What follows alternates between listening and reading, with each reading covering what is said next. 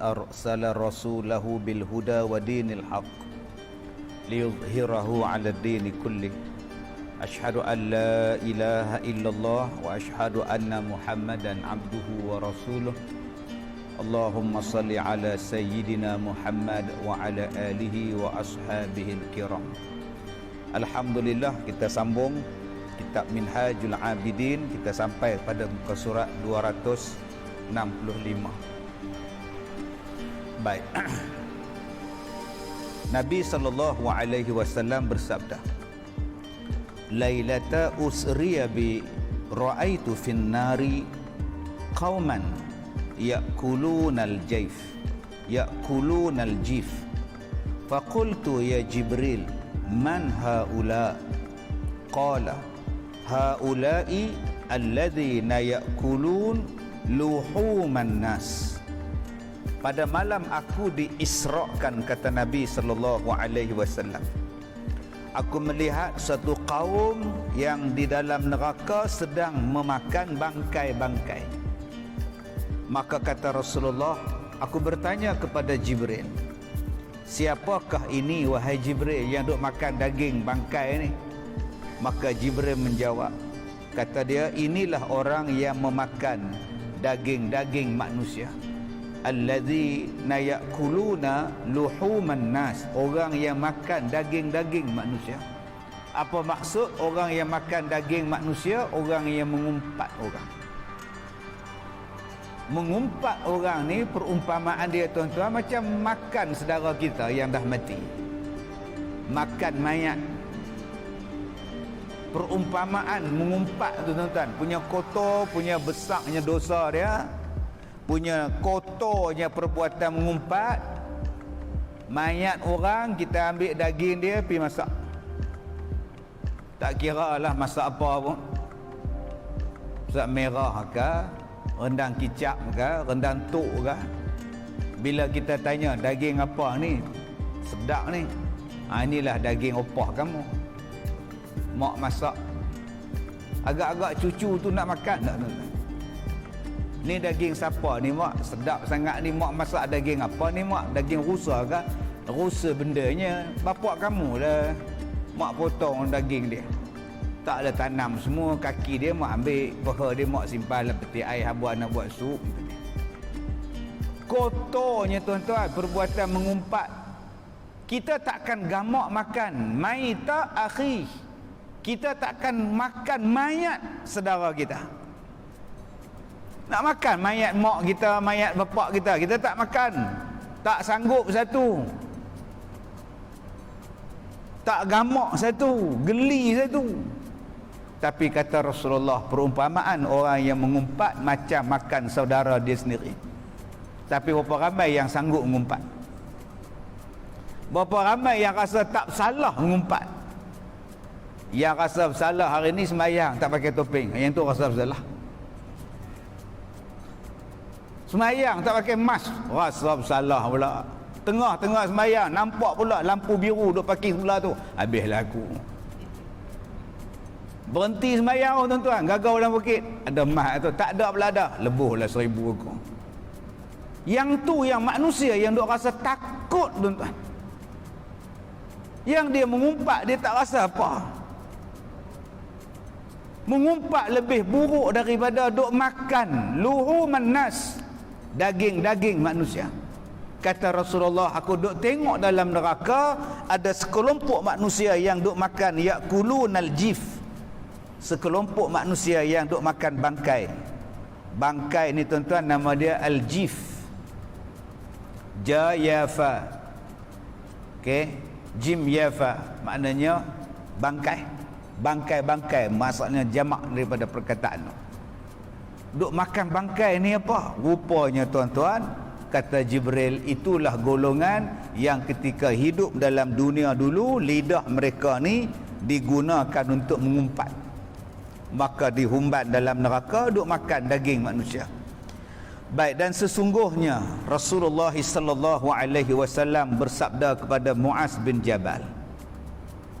Kata Rasulullah, iqta' lisanaka an hamalatil Qur'an wa tullabil ilmi wala tumazziqin nas bilisanika fatumazziqaka kilabun nar. Kata Nabi, iqta' lisanak. Iqta' maknanya potong. Qata'a, potong. Iqta', potonglah lisanaka, lidah kamu. Bukan maknanya tuan-tuan pergi ambil gunting, pergi kerak, pergi ambil pisau, pergi kerak, bukan. Maksud iqta' lisanaka, potonglah lidah kamu. Stop daripada bercakap. Jangan bercakap. Apa dia? An hamalatil Quran, kepada orang-orang yang menanggung Al-Quran. Hamalatil Quran maknanya ialah orang yang pegang Quran, orang yang bercakap bersandarkan Quran, orang yang bercakap bersandarkan kepada nas Al-Quran. Kata Allah, jangan kamu mengumpat mereka. Kata Rasulullah, jangan kamu kata kepada mereka. Iqta' lisanaka hamalatul Quran. Potong lidah kamu, berhenti kamu daripada bercakap menghina orang yang menanggung Al-Quran. Bukan menunggang, menanggung. Apa maksud menanggung dia? Yakni orang yang ahli ilmu di dalam Al-Quran, orang yang faham Al-Quran, orang yang bercakap bersandarkan kepada Al-Quran, bercakap bersandarkan kepada nas. Kata Rasulullah, jangan kau kutuk mereka. Kemudian kata Nabi, wa tullabil ilmi. Yang kedua, jangan kau mengata nista kepada penuntut-penuntut ilmu. Tullabil ilmi. Dua orang tuan-tuan yang Nabi pesan, jaga lidah. Jangan duk mengata pada dua golongan ni. Siapa dia? Nombor satu, orang yang faham Al-Quran, orang yang bercakap dengan Al-Quran, orang yang bercakap bersandarkan pada Al-Quran. Jangan kutuk dia orang. Nombor dua, jangan kutuk pada siapa? Orang yang menuntut ilmu. Dua ni jangan duk kata. Okey, dua ni jangan duk kata. Sebab Nabi tak bagi kata. Tapi hari ni tuan-tuan, dua golongan inilah yang manusia kata. Sedap bila kita kata Al-Quran sebut macam ini. Kita kata Al-Quran cakap macam ini. Al-Quran beritahu madu tu adalah ubat. Mai ada orang tanya pula, ada bukti saintifik ke? Dia mai tanya kita balik, ada bukti saintifik tak yang menunjukkan madu ni ubat? Maknanya hari ni tuan-tuan, ada orang yang meletakkan sains lebih tinggi daripada Quran. Apa nak jadi ni? Saya cakap benda ni lama dah tuan-tuan. 5-6 tahun dulu saya cakap. Ada satu agama dalam dunia, agama yang terbaru. Nama dia agama Scientology. Agama Scientology ini, salah satu penganutnya ialah Tom Cruise, Mission Impossible. Mission Impossible tu nama dia Tom Cruise pelakon dia. Dan dia menganut agama apa? Dia menganut agama Scientology. Apa maksud Scientology? Sains boleh buat semua benda. Di antara kepercayaan Scientology ialah akan sampai satu masa nanti orang yang mati boleh dihidupkan semula. Akan ada yang berjaya mencipta bagaimana nak menghidupkan orang yang dah mati. Sebab tu kebanyakan orang yang mati kalau dia menganut agama Scientology, mayatnya disimpan. Macam Firaun, mayatnya disimpan. Sebab mereka yakin bahawa satu hari nanti Firaun itu akan dibangkitkan. Dan mereka mengatakan bahawa yang boleh membangkitkan itu ialah sains. Sebab tu saya sebutkan 20 tahun yang lepas. Saya rasa lebih daripada 20 tahun yang lepas. Ada satu kaset saya tuan-tuan, nama dia Budaya Dajjal. 20 tahun dulu saya cakap dah. Budaya Dajjal. Sebelum Dajjal yang betul tu sampai, Dajjal tentera dia akan sampai dahulu membawa satu budaya yang sehingga orang meyakini budaya Dajjal itu lebih daripada meyakini kepada Al-Quran, meyakini pada Allah. Bila Dajjal mengatakan bahawa dia nak hujan, dia boleh buat hujan. Dia boleh belah kepala orang dan dia cantumkan balik kepala orang dan boleh hidup orang tu. Dan hari ni tuan-tuan kita boleh buat. Malah kita boleh bercakap dengan orang yang telah mati. Hari ni dah ada teknologi tuan-tuan, teknologi bercakap 3D, 4D dengan orang yang dah mati. Kita boleh pakai spek mata ni tuan-tuan dan kita boleh tengok mak kita mai bercakap. Dia ambil gambar mak kita, dia ambil gambar mak kita tu, video mak kita, gambar mak kita, digerakkan video tu dan seolah-olah mak tu datang pada kita. Ini tuan-tuan dipanggil budaya Dajjal. Dan kita lihat hari ni orang buat operation macam-macam yang bukan-bukan tuan-tuan dan boleh hidup berjaya pula. Al-Quran menjelaskan kepada kita tentang sesuatu. Dan Al-Quran itu adalah fakta. Hari ini orang boleh bertanya kepada kita, apa bukti saintifik bahawa madu lebah itu adalah ubat? Adakah kau buat kajian dalam makmal? Yang tanya tu orang Islam tuan-tuan. Al-Quran itu kalamullah, Allah punya kata-kata. Hari ini orang boleh tanya. Dan yang bertanya tu pula makhluk Allah yang Allah Ta'ala cipta. Bayangkan, kurang ajar tak kurang ajar? Dia pun dijadikan oleh Allah dan dia boleh tanya pula, ada bukti saintifik tak? Hang nak tanya bukti saintifik, hang tanya diri hang dulu.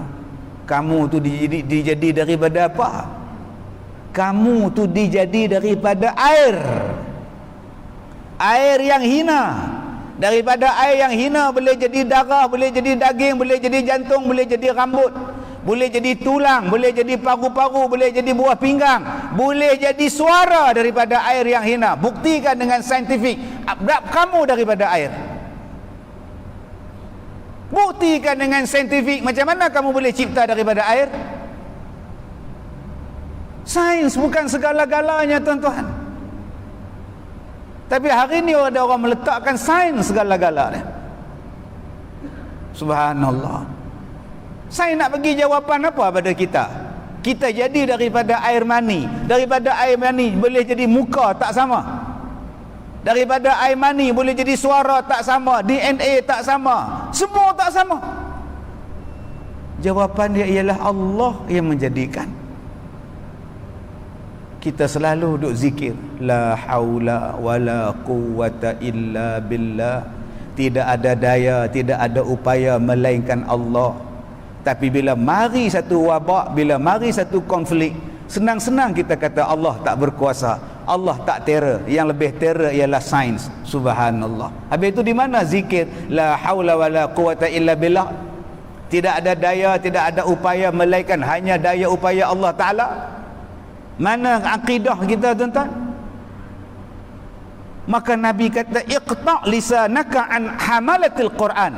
Tutup lidah kamu, potong lidah kamu daripada mengutuk orang yang bercakap tentang Al-Quran.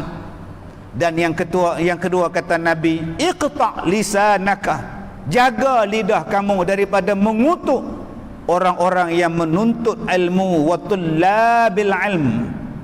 Dua orang ni jangan kutuk. Yang kedua ialah orang yang menuntut ilmu. Jangan duk kata pula pada orang yang mengaji ni, dia orang tu tak jemu-jemu mengajinya pun.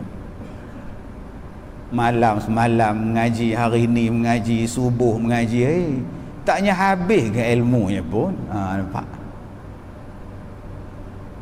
Nak mengaji pakai speaker dalam udah lah. Ya Allah, speaker rumah orang dengar apa? Nampak? Hina ni. Di henanya ustaz yang mengajar. Ustaz tu dapat sampul jalan. Tak ada sampul tak jalan. Nampak? Macam-macam bahasa yang digunakan untuk mengutuk orang yang menuntut ilmu, yang belajar. Wala tumazziqin nas bilisanik. Kata Rasulullah yang ketiga, jangan kamu mengoyak-ngoyak maruah manusia dengan lidah kamu. Jaga lidah ni, jangan duk bagi maruah orang jatuh. Hari ni dah ada dah tuan-tuan undang-undang peraturan yang melarang menghina bentuk badan orang. Body shaming nama dia. Tak boleh. Jangan duk kata ke orang, weh gemuk, tak padan dengan gemuk boleh saman. Tak badan kurus melidi macam papan. Tak boleh. Tak padan hitam legam. Itu menjatuhkan maruah orang. Tapi hari ni seronok tuan-tuan mengata pada tu. Kalau orang tu kita benci pula. Kita tak mengata dekat dia, tapi orang lain tibai dia. Kita rasa seronok. Sebab apa? Kita tak suka dia. Tapi kita diam, kita tak cakap. Ada orang lain hentam dia, kita yes. Balon kata dia. Sama dua-dua tu. Yang balon tu pun jahat, kita hak duk suruh balon tu pun sama jahat. Buat apa kita nak jatuhkan maruah orang? Menjatuhkan maruah orang tu pasal apa? Yalah, dah betul dia buat. Yalah, kalau dia buat pun dah kena mengena apa dengan kamu. Dia bukannya ambil apa-apa benda yang melibatkan kamu ke negara ke apa ke. Maruah dia tutup lah. Yalah apa? Dia buat tak betul. Takkan saya salah kot cerita ke orang dia buat tak betul. Tak soalan dia buat apa? Dia pergi Langkawi, mandi tepi pantai Cenang, pakai spender. Betul? Saya ambil lah gambar dia. Atau yang masuk dalam Facebook tu salah. Dia betul dia pakai spender. Salah tu. Dia salah dengan Tuhan. Kamu salah pula, buka aib dia. Dia masalah dia kalau orang biasa tak apa, masalah dia tutup imam. Ni bukan imam sini lah, ni di Afrika ni tuan-tuan yang saya hormati. Bersyukurlah pada Allah sebab Allah tutup aib kita. Kalaulah Allah buka aib kita, agak-agak apa jadi? Siapa di kalangan tuan-tuan ni yang tak ada aib? Cuba habaq mai. Tapi Allah ni maha baik. Dia tutup aib kita. Aib waktu muda, aib waktu bertunang, aib waktu bebas dulu, aib waktu jahiliah dulu, aib waktu alim, aib waktu pandai, aib waktu seorang-seorang, aib waktu pergi pada tempat yang orang tak kenal. Ada saja aib kita tuan-tuan. Tapi Allah maha baik. Allah tutup aib kita. Maka dengan sebab Allah tutup aib kita, tolonglah tutup aib kita sendiri. Jangan dibuka lagi aib kita. Ada setengah orang dia buka aib dia. Dulu kita jahat, dulu kita tak baik, sekarang kita dah hijrah, kita dah taubat. Sudahlah, jangan buat pula seminar, forum pula, cerita pula. Saya dulu, waktu saya muda, waktu saya jahiliah, waktu dulu. Allah dah tutup, yang hang kata buka buat apa? Allah dah tutup, tutuplah.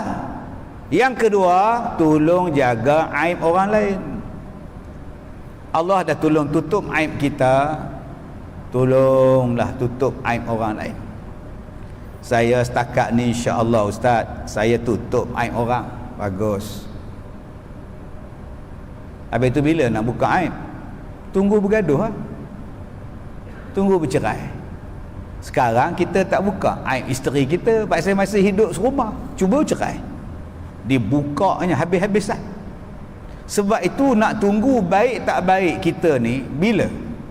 Nak nampak baik tak baik kita ni bila? Tunggu bila ada konflik. Tunggu bila ada clash. Tunggu bila ada tak puas hati. Baru tahu siapa kita. Kita duduk dalam masjid ni memang baik. Dengan AJK baik, dengan makmum baik, dengan tok imam baik, dengan tok siak semua baik. Tunggu bergaduh. Tunggu bergaduh tuan-tuan. Bila bergaduhnya? Pintu pagar tutup, kota dah penuh. Datang lambat sikit, kota penuh, hak jaga pula kata minta maaf. Close. Habis. Tuan-tuan tengoklah, maki ni berjela tuan-tuan. Hak Tok Imam kena, naik pengurusi kena, Tok Siak kena, Tok Bilal tak tahu apa pun kena kan. Nak tunggu elok tak elok kita ni bukan waktu masa baik, waktu masa bergaduh. Waktu baik dengan isteri, abang anja darling, abang anja darling. Tunggu bila ada clash, konflik, gaduh. Masa itu jumpa mak tempat dibuka. Mak tak tahu apa yang dia buat kat saya. Mak tak tahu. Mak nampak je menantu mak tu baik, tapi mak nampak. Satgi jumpa ayah, isteri saya tu ayah, menantu ayah tu bukan macam yang ayah nampak. Dekat pejabat, aku 20 tahun aku kahwin dengan dia, korang memang nampak dia baik, tapi aku ni bini dia, aku tahulah luar dalam dia. Nampak tuan-tuan? Sebab itu manusia yang betul-betul baik itu siapa? Waktu sedang baik pun baik, waktu sedang bergaduh pun baik, waktu sedang bercinta pun baik, waktu dalam keadaan bermusuh pun baik. Dia jaga maruah, dia jaga lidah orang. Orang ni betul baik. Jadi tuan-tuan, nak tengok siapa baik tak baik, tengok sekarang. Siapa musuh kita? Siapa yang tak berkenan dengan kita? Dia buka ada aib kita, dia buka ada rahsia kita, dia tak buka, baik orang tu tuan-tuan. Kata Rasulullah, siapa yang membuka aib orang, siapa yang menjatuhkan maruah orang, kata Nabi, fatumazzika kilabun nar. Dan siapa-siapa yang membuka maruah orang lain nanti akan dikoyak-koyak oleh anjing neraka. Anjing neraka akan duk koyak daging dia, akan duk koyak badan dia, sebab dia dulu mengoyak-ngoyak maruah orang. Jadi tuan-tuan yang saya hormati, banyak daripada kita ni yang mengoyak maruah orang dalam Facebook, dalam laman media, ditelanjang, dibogelkan dengan tanpa ada perasaan takut lagi kepada Allah. Malah kalau tak ada benda yang nak dibogelkan, direka, dicerita, dicipta satu-satu benda sampai orang nak percaya. Berhati-hati tuan-tuan. Gamak kita nak dikoyak-koyak oleh anjing dalam neraka. Baik, dan daripada Abi Qilabah, beliau telah berkata, sesungguhnya pada mengumpat itu merobohkan hati daripada hidayah. Allah Ta'ala berkatakan, innaka la tahdi man ahbabta walakinnallaha yahdi man yasha. Sesungguhnya kamu tidak boleh memberi hidayah pada orang lain. Yang boleh bagi hidayah ni Allah. Kalau hati kita dah tak ada tempat, macam mana hidayah nak masuk? Dah roboh, macam mana hidayah nak masuk? Rumah kita ni roboh, tak ada apa dah. TMB nak pasang elektrik ke? Ada TMB bawa tiang, bawa kabel semua, nak buat apa? Ni encik TMB nak pasang supply dekat rumah tu. Rumah mana? Tu rumah yang dah roboh. Ketua kampung tengok TMB, tengok rumah, tengok TMB, tengok rumah. Nak pasang apa? Rumah dah tak ada. Encik, rumah tu dah runtuh, dah terbakar dah encik. Macam mana encik nak pasang, tak ada rumah? Pegawai TMB kata, kau tak nampak tu ada rumah tu? Menurut ilmu saya, siapa-siapa yang tak nampak, itu tandanya dah. Ketua kampung kata, oh yang begitu-gitu tu tiang ya, kita dia tuan-tuan. Tu cerita Musa menjanggut, lebay nuju 4 belalang, boleh tak? Kalau dah rumah dah tak ada, macam mana cahaya nak masuk? TMB tak pasang rumah tu. Begitulah kalau hidayah kita ni, pintu hidayah ni dah roboh, macam mana hidayah nak masuk? Yang kedua, macam mana nak masuk hidayah dalam sanubari kita kalau pintu tertutup? Assalamualaikum, Assalamualaikum. Tuan rumah tak buka. Pakat satu keluarga pula. Tuan-tuan kalau nak dengar bahasa ni, tuan-tuan kena jadi orang tabligh. Orang tabligh selalu jumpa bahasa ni. Assalamualaikum, Assalamualaikum. Dalam rumah tu punya sunyi. Anak ni kena pekuk dengan bapak, diam. Satu keluarga punya tak mau jawab salam pada tabligh, punya takut ke tabligh, tuan-tuan. Macam-macam. Mana ustaz tahu? Pak saya pernah ikut jemaah, saya tahu. Saya tukang bagi salam, jom insya-Allah malam ni kita ada buat bayan sikit kat masjid. Insya-Allah tuan jemputlah. Sunyi sepi, tuan-tuan. Rupanya pakat satu beranak jangan jawab salam, duk diam. Tali besen pun tutup, dia. Ui, takut sungguh, tuan-tuan. Nah, tak mau jawab salam, dia punya takut dengan tabligh. Kalaulah dia tak buka pintu, macam mana orang nak masuk? Tutup rapat. Begitulah tuan-tuan, macam mana hidayah nak masuk kalau kita tutup pintu rapat, pintu hati kita. Kenapa pintu hidayah tertutup? Kenapa pintu hidayah terbakar? Rumah hangus. Jawab Rasulullah, sebab orang itu ialah suka mengumpat. Orang yang membiasakan dirinya mengumpat, dia suka mengumpat, ibarat dia merobohkan hati dia, ibarat dia membakar hangus pintu-pintu hidayah. Maka orang yang suka mengumpat, dia takkan dapat hidayah, tuan-tuan. Pintu dah tak ada, rumah dah tak ada, pintu dah tertutup. Tapi ustaz, saya tengok dia datang je masjid, dia datang je semayang ustaz. Macam mana ustaz kata dia tak ada hidayah? Cuba kamu tengok dia datang tu, apa dia buat? Habis semayang, belum sempat nak bersalam lagi, memang tak bersalam. Sekarang ni tak ada salam, tak tahu bila boleh bersalam. Dulu ni belum sempat bersalam dah kutuk tu imam lah. Assalamualaikum warahmatullahi, Assalamualaikum warahmatullahi. Belum sempat berzikir dah kutuk dah tu imam. Siapa tu dia? Tak tahu, imam baru, bodoh ke apa, baca ayat panjang-panjang ni. Dia tak tahu malam ni pukul 9 malam ada sepah tu reunion. Dia kutuk orang, dia kutuk.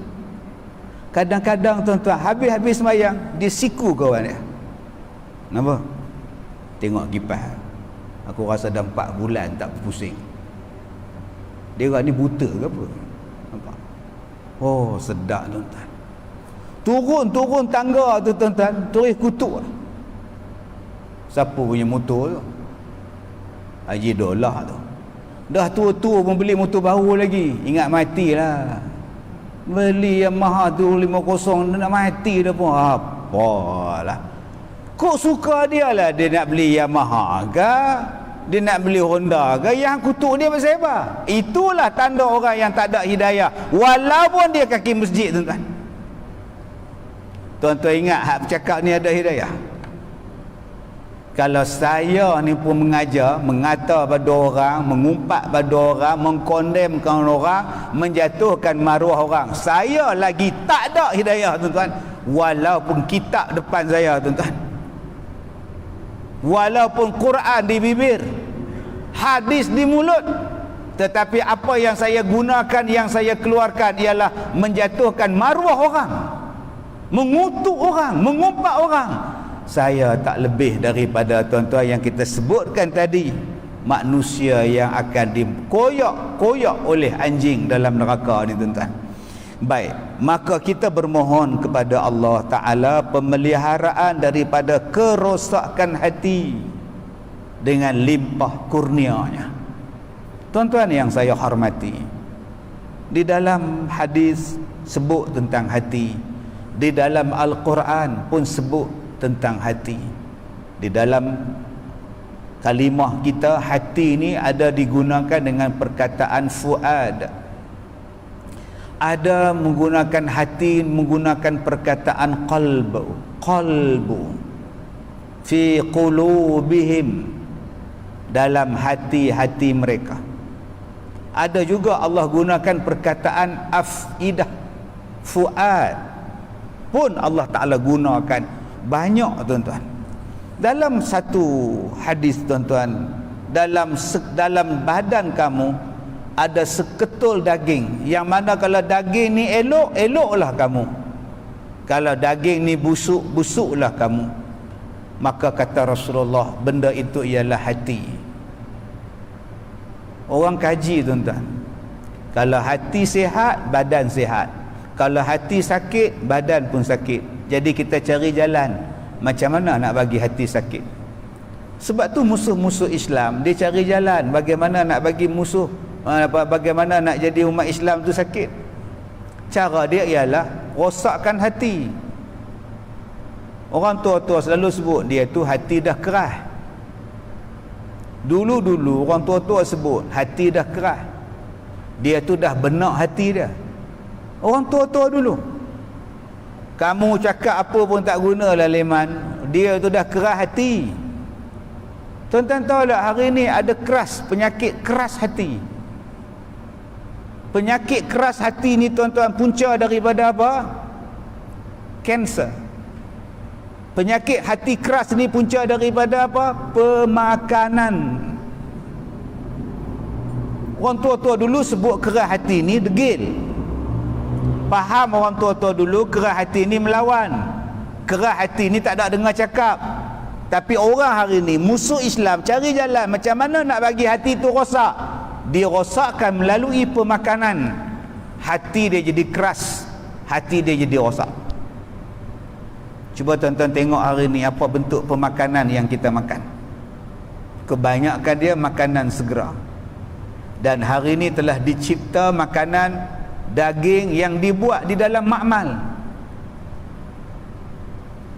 Dibuat dah. Dulu kita duk dengar cerita 5-6 tahun dulu, tuan-tuan ingat tak cerita dulu? Telur palsu. Heboh satu dunia. Ada sebuah negara dalam dunia ni mengeluarkan telur tiruan. Pakat kecoh semua, telur tiruan. Pakat beli tengok ada plastik ke tidak, plastik tidak. Kemudian timbul pula ada isu beras palsu. Kecoh satu dunia. Ada sebuah negara dalam dunia ni mengeluarkan beras tiruan. Ada yang mengeluarkan sayur sawi durian, apa nama, tiruan, kobis tiruan.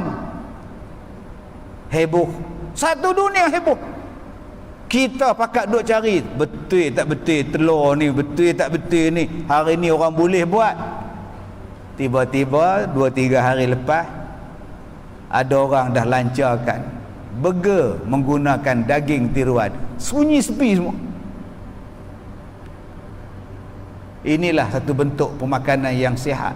Lebih sihat daripada makan daging. Lah, apa nak jadi kita ni tuan-tuan? Cek balik apa yang kita makan menjadikan hati kita rosak. Daripada penyakit kanser hati, daripada penyakit hati keras dan sebagainya. Baik, ini adalah perbicaraan tentang percakapan yang haram. Dan adapun percakapan yang harus padanya ada 4 perkara. Baik, habis ada cerita bab haram. Sekarang kita duk cerita pula apa dia yang harus bercakap. Apa dia yang harus bercakap? Tadi petang tuan-tuan, saya ada discussion dengan beberapa orang berkenaan dengan kejadian membunuh diri. Tadi ada pakar hospital, pakar psikiatrik, semua ada. Yang tak pakar saya, entah. Rasa kerdil je saya ni duduk bersama dengan orang yang pakar-pakar. Bila dia orang tanya saya, okey ustaz, pendapat ustaz daripada sudut agama tentang bunuh diri. Saya cakap, tuan-tuan, Islam ni dia cara hidup. Inna dina indallahil Islam. Sesungguhnya agama yang Allah redha, cara hidup yang Allah redha ialah Islam. Apa maksud? Saya kata hari ni saya pakai songkok hitam.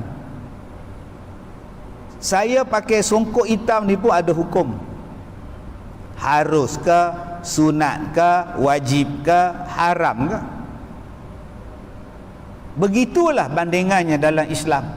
Tidak ada satu benda yang tidak ada hukum dalam Islam. Apa hukum? Semua ada. Ustaz, apa hukum pakai kipas helikopter? Ada? Ada? Ustaz, apa hukum pakai baju merah? Ada? Entah. Apa tak ada pula? Ustaz, apa hukum buang bulu kening? Laki ke perempuan? Lelaki macam saya buang bulu kening, apa hukum? Ada? Ustaz, ya. Apa hukum makan benda ni? Apa hukum minum ni Ustaz? Ada tak? Ada. Ustaz, apa hukum cakap ini? Apa hukum cakap ni? Ada. Satu agama yang sangat komplit, tak pernah tertinggal barang satu benda. Tak boleh kita cakap apa hukum ni? Oh, tak tahu saya, ini tak ada hukum ni. Tak ada ni. Mana ada tuan-tuan? Semua benda ada hukum. Termasuklah bunuh diri. Termasuklah bunuh diri. Sebab apa yang mereka bincang ni tuan-tuan? Sebab kes yang melibatkan bunuh diri waktu PKP ni makin meningkat. Dia nak tengok sudut pandang daripada agama, macam mana nak selesaikan masalah bunuh diri ini. Subhanallah. Baik tuan-tuan yang saya hormati, ada 4 benda harus bercakap. Pertama, menyibukkan pekerjaan malaikat pencatat yang mulia dengan mencatat apa yang tiada kebaikan padanya dan tiada faedah. Sedangkan wajib bagi seseorang merasa malu daripada kedua malaikat pencatat itu dan seterusnya dia tidak menyakiti kepada kedua-dua malaikat itu. Apa dia cakapan yang harus? Baik. Percakapan yang harus tu apa? Dosa pun tidak, pahala pun tidak. Haram pun tidak, pahala pun tidak. Turun tangga masjid, sekarang ni panas ya. Nampak tak? Nyimbang dengan kawan sambil turun tangga, sekarang ni panas benar ya. Aircon pasang tak sejuk pun tadi. Apa hukum cakap tu? Berdosa tak? Tak. Dapat pahala tak? Tak. Habis itu harus. Malaikat catat tak Ustaz? Malaikat tetap catat. Tadi Ustaz kata tak dosa, tak pahala, pasal apa malaikat catat? Malaikat tak pernah renggang daripada menulis apa yang kita buat. Malaikat berhenti menulis hanya pada 3 kondisi. Pertama, bila kita tidur, malaikat yang mencatat meletakkan tulisan dia, kalam dia. Dia letakkan kalam dia tuan-tuan. Dah. Sebab kita tidur. Tak ada dosa, tak ada pahala yang kita buat waktu tidur. Dia perkataan yang terbit, perbuatan yang dibuat waktu tidur tak dipakai. Sebab tu tuan-tuan, waktu dengar ceramah di kuliah ni tuan-tuan tertidur, pulanglah pada tuan-tuan. Bukannya berdosa pun. Saya nak marah siapa? Tidurlah. Kalau ada tiang lagi bagus tuan. Tidurlah. Yang kedua, bila ingatan hilang, gila, mabuk misalnya, mabuk yang tak sengaja lah. Bukan mabuk sengaja, mabuk yang tak sengaja, jenis tak reti punya orang. Tak pernah duduk di hotel 5 bintang tuan-tuan oi, pi kursus apa atau pi tok hotel 5 bintang. Bila duduk seorang-seorang dia nak buat apa? Tak dia buka peti ais. Duduk di kampung apa semua, duduk beri aku nak pergi mana, mula ada meraba peti ais. Oi, ada kacang bagus memang ni. Tengok pula, oi, ayat tin pun ada. Sudah tuan-tuan. Dia ingat ayat tin apa? Tarik-tarik burung meletup tuan-tuan. Oi, bagus ya. Bagus-bagus. 4 hari tak bangun tuan-tuan. Yang tu tak tahu, jenis bodoh tak tahu apa. Dia bukan tahu tin tu arak ke apa, dia tak tahu taklah berdosa, tapi kalau dia tahu dia minum dosa. Orang yang tak ada ingatan, dia gila ke, dia koma ke, dia tak ada ingatan, habis. Maka malaikat letak. Yang ketiga, malaikat tak tulis masa bila, selagi mana belum akil baligh. Umur 4 tahun, umur 5 tahun, umur 6 tahun. Lain daripada tu tuan-tuan, apa yang kita cakap, apa yang kita buat, malaikat tulis.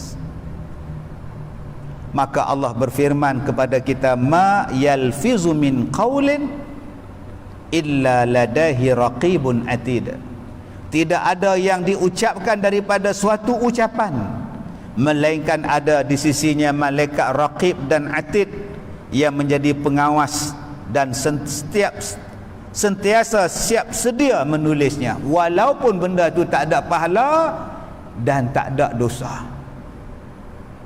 Maka dia akan melambatkan urusan kita di hari kiamat.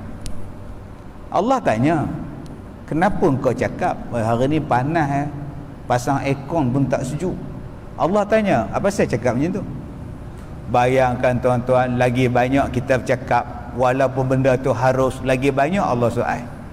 Sebab tu Nabi kata, orang yang beriman dia tak bercakap melainkan perlu saja. Dia lebih banyak diam. Kita sekarang lauk tak sedap kita cakap. Ikan bilis, sayur kangkung, sayur sawi, sambal. 4 lauk isteri masak. Kita tanya, telur tak ada? Yang tu pun Allah tanya. Bukannya ada dosa apa? Bayangkan pula tuan-tuan, berdosa pula. Makan ikan tu letak balik. Haram jadah. Bodoh betul. Pi maki pula. Lagilah tuan-tuan. Alangkah baiknya tuan-tuan kalau bismillahirrahmanirrahim. Bila makan tuan-tuan, sedapnya, alhamdulillah, dapat pahala. Makan ikan pula tercekik tulang, Allahu akbar, inna lillahi wa inna ilaihi rajiun. Dalam keadaan tercekik tulang pun dapat pahala. Kita tuan-tuan bila nikmat, alhamdulillah pahala, alhamdulillah saja. Cuba cekik tulang pula, makilah, haram jadah, bodoh, tolol, semuanya terbit. Inilah masalah kita ni. Sebab tu kitab ni sebut kepada kita, engkau nak bercakap benda tu boleh, tapi ingat, malaikat tetap menulis apa yang kau cakap dan akan dihisap apa yang kita cakap. Jadi kalau rasa nak senang hari percakapan, hari perhisapan, maka banyakkan berdiam di dunia. Yang kedua, pengiriman buku catatan amalan kepada Allah Ta'ala yang terdiri daripada perbuatan dan percakapan yang sia-sia, tiada berfaedah, dan perbualan karut yang tidak keruan. Maka hendaklah seseorang hamba itu berjaga-jaga pengiriman yang sedemikian, dan cubalah merasa takut kepada Allah Azza wa Jalla. Tuan-tuan yang saya hormati, hari ini ada penghuni pondok saya meninggal pagi tadi pukul 1:30 pagi. Saya ni dah tak tidur sebulan tak tidur, tak relax, sebulan tak tidur, 24 jam tak tidur. Pukul 1:30 dia orang telefon, ustaz ni Tuan Haji kita dah tak ada, meninggal. Allahu akbar. Pakai baju, pi rumah, pi pondok, nak uruskan, nak bersih badan dia semua. Dia orang tunjuk kat saya video waktu dia nazak, video waktu dia nak mati. Isteri dia ambil, duk ketok-ketok ambil suami ni. Allah tuan-tuan, lidah ni sampai habis daripada duk sakit tu, sampai habis nyawa. Allah, Allah, la ilaha illallah, Allah, Allah, sampai ke sudah, sampai habis nyawa dia. Allah, la ilaha illallah, Allah, la ilaha illallah. Saya bila urus mayat dia apa semua, tengok muka bersih apa semua ni tuan, dia ni duduk di Mekah saja berapa belas tahun mengaji di Mekah. Orang alim tuan-tuan, 80 lebih. Duduk dengan dia tuan-tuan, kan cakap banyak. Kita jadi susah hati duduk dengan dia. Apalah aku nak cakap dengan orang tua ni, punya tak cakap. Dia warak, dia jaga mulut dia tuan-tuan, dia jaga lidah dia. Alim tapi tak nampak, dia tak tunjuk dia alim. Kita pula kena pergi tanya dia, yang ni apa hukum, yang ni apa hukum. Saya kata dekat dia, tuan, Patutnya saya yang mengaji dengan tuan, bukan tuan mengaji dengan saya. Tuan ni alim ni, duduk di Mekah daripada kecil sampai habis, balik ke Malaysia baru jadi tok guru. Dia jadi berhenti tuan-tuan, dia main duduk sekolah saya 3 tahun setengah.